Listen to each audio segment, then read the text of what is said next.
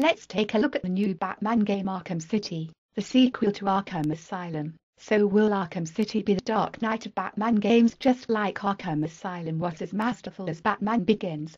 We will find out very soon. I'm only comparing the first game to the movie for its masterful depiction of Batman. It has nothing to do with the movie, of course. We all know how Batman Begins, the game, turned out. Very turdy indeed.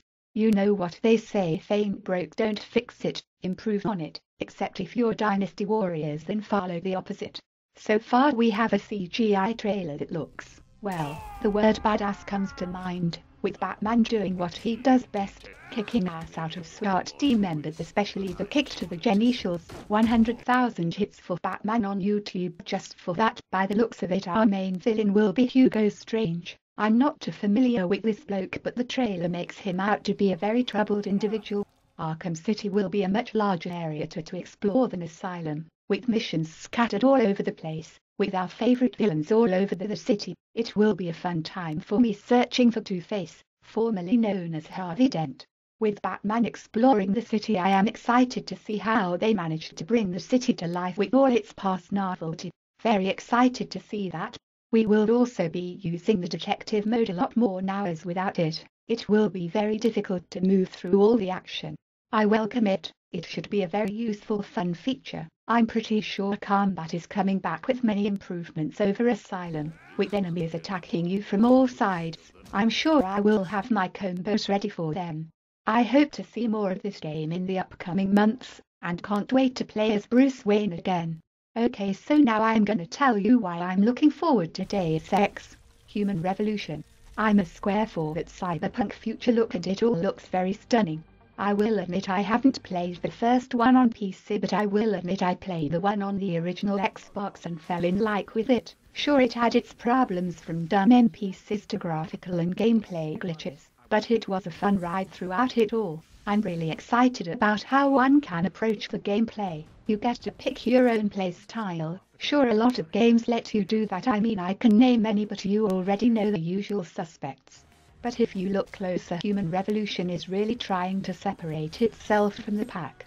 The mechanics from the guns to stealth skills look very polished. I mean, killing an enemy through a brick wall is something I can't do in real life, but in Deus Ex I can. The story looks very interesting. Something I've been looking for in video games in a long time. If the gameplay is up to par, I will be playing it day one. What can you really say about Mass Effect 3 except that it's on everyone's watch list?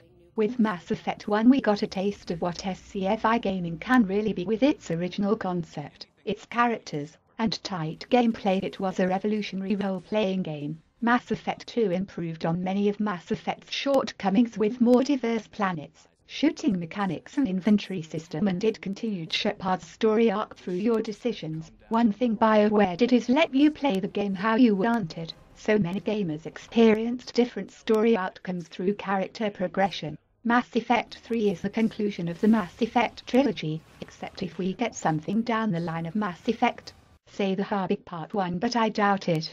One thing fans didn't like in Mass Effect 2 is the planet scanning system. Well friends, we don't have to worry about that because the developers at BioWare read your forum post and decided to improve the system. Win for us. With a new Mass Effect engine, I'm sure the graphics, gameplay and overall feel of the game will be much tighter, and with new planets to explore including Earth. It's gonna be one hell of a ride through the Galactic Space Frontier universe system, if I say so myself. Okay, so here we are, the #1 video game I'm looking forward to, and my guess is most of you have this game as your top 5 most anticipated of 2011, or should I say top 4 most anticipated. Ha ha ha ha. The Elder Scrolls are back and it's called Skyrim. Doesn't that sound sexy? So many people are still not done with Oblivion probably.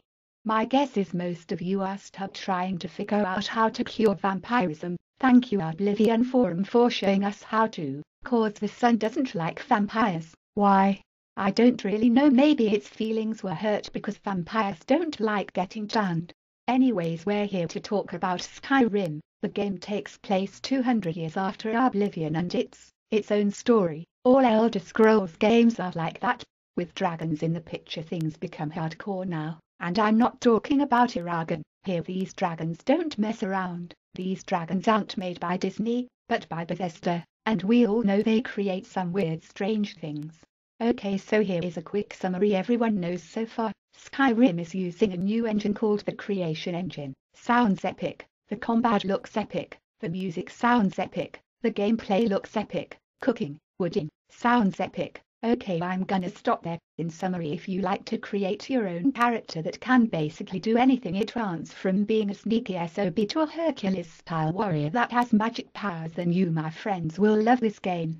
I'm gonna shut up and let you enjoy this epic trailer. Enjoy!